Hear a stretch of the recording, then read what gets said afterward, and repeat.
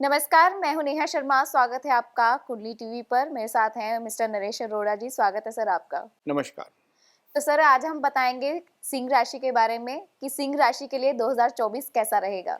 नेहा, सिंह राशि के जातकों की सबसे पहली जो पहले बात करते हैं कि ये कैसे हैं, मीन्स किस नक्षत्र में इनका जन्म होता है, कौन सी जी। दशा में चल रहे होंगे, कौन से जो युवा हैं वो कहाँ, उनकी कौन सी दशा चल रही है, या जो बुजुर्ग हो गए हैं उनकी कौन सी दशा चल रही है, जो प्रोफेशनल्स हैं वो कहाँ कौन सी दशा से गुजर रहे हैं। तो सबसे पहले तो नेहा, ये जो सिंह राशि के जातक है ना, इनका जन्म होता है मघा नक्षत्र में, या फिर पूर्व फाल्गुनी नक्षत्र में, या उत्तर फाल्गुनी नक्षत्र में।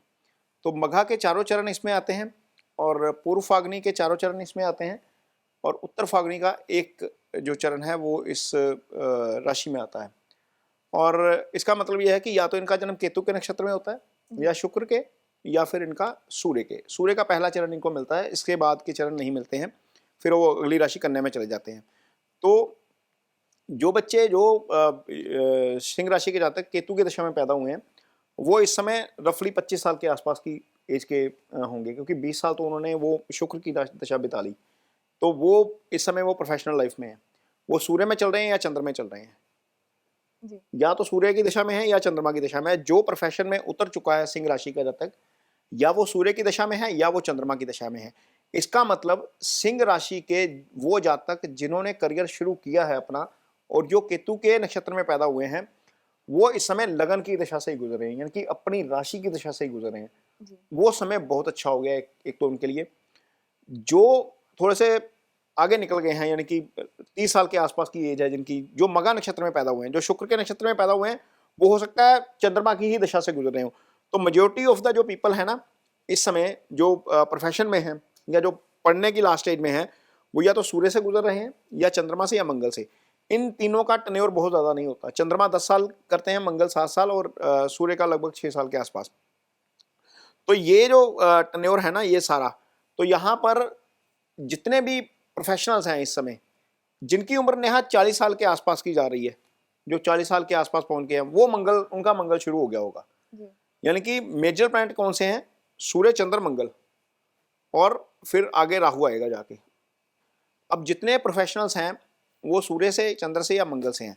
अब मंगल इस कुंडली में योगा कारक हो जाता है इस राशि में, क्योंकि मंगल के पास एक तो भाग्यस्थान का प्रभार है, यानी कि वो फल उसका करते हैं, और एक उनके पास चौथे भाव का प्रभार है, यानी कि चौथे भाव में मंगल की आती है इनकी वृश्चिक राशि, और 9वें भाव में मंगल की जो है वो राशि आती है मेष। जी। और मेष राशि जो है वो 9वें भाव में होने के कारण, यदि मंगल की दशा शुरू हो गई है, और बहुत सारे लोगों की मंगल की दशा चल रही होगी जो 35 साल के ऊपर ऊपर के हैं, तो मंगल की दशा में से जितने भी लोग गुजर रहे हैं उनके लिए समय नेहा बहुत अच्छा रहने वाला है, क्योंकि स्थिति बहुत अच्छी है। जी। मंगल योगा कारक प्लैनेट है, तो प्रोफेशनल राइज इनको मंगल की दशा में बहुत अच्छा मिलेगा। तो ये सिंह राशि के जातकों के लिए, यदि आपकी दशा मंगल की चल रही है, जो निश्चित तौर पर चल रही है, यदि चंद्रमा की भी चल रही है, आप चंद्रमा के लास्ट फेज में होंगे, तो चंद्रमा की दशा में भी आपको उसके बहुत अच्छे फल मिलेंगे। उसका कारण नेहा यह है कि चंद्रमा कर्क राशि में है। जी। चंद्रमा की राशि कर्क है, जो इनके 12वें भाव में है। लेकिन यदि हम इनकी कुंडली में शनि का गोचर देखेंगे इस साल में, तो शनि का गोचर इनके सप्तम भाव में होगा सीधा। सप्तम में शनि दिग्बली हो जाते हैं। जी। एक तो यह है। गुरु इनके लिए जो है वो इस समय भाग्यस्थान से गोचर कर रहे हैं, और गुरु दशम भाव में आ जाएंगे अप्रैल के बाद। तो गुरु का गोचर, यहाँ दो प्लैनेट हैं जिनको बहुत कंसिडर किया जाता है एस्ट्रोलॉजी में, जिनके गोचर को, एक शनि और एक गुरु। गुरु जो है वो 9वें और 10वें दोनों में इनके लिए बहुत अच्छा फल करेंगे। हालांकि 9वें का गुरु बहुत अच्छा फल करता है, यानी कि साल की शुरुआत में ही इनको बहुत अच्छे फल मिलेंगे, क्योंकि भाग्यस्थान में गुरु है, और वहां पर 30 अप्रैल तक गुरु इनकी राशि को देखेंगे, गुरु इनके पंचम भाव को देखेंगे। तो निश्चित तौर पर पंचम से भी बहुत अच्छे फल मिलते हैं। 9वें के बाद दूसरा जो सबसे शुभ स्थान होता है वो पंचम ही होता है। यानी कि नेहा, एक तो गुरु की दृष्टि पंचम के ऊपर होने का मतलब है कि जिनको संतान नहीं हुई जी। उनको संतान हो सकती है। ये हम युवाओं की बात कर रहे हैं, सारे जो प्रोफेशनल हैं ऑलरेडी, जी। जिनकी शादी नहीं हुई उनकी शादी भी हो सकती है, क्योंकि पंचम से रिश्ता भी आता है। ये स्थिति रहेगी नेहा अप्रैल 30 2024 तक। उसके बाद गुरु गोचर कर जाएंगे 10वें भाव में।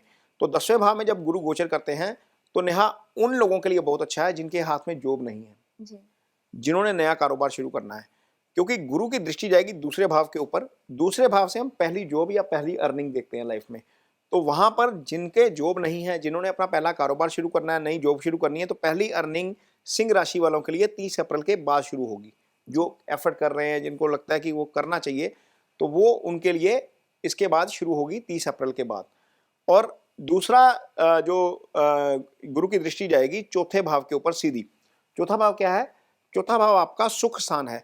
यहाँ लाइफ में जितनी हम प्रॉपर्टी खरीदते हैं, एसेट्स खरीदते हैं, मकान है, बंगला है, गाड़ी है, कुछ भी है, तो सिंह राशि के जो जातक प्लान कर रहे हैं कि उन्होंने अगले साल मकान खरीदना है अपने लिए, या नई कार खरीदनी है, जी। या कोई ऐसे संसाधन खरीदने हैं जो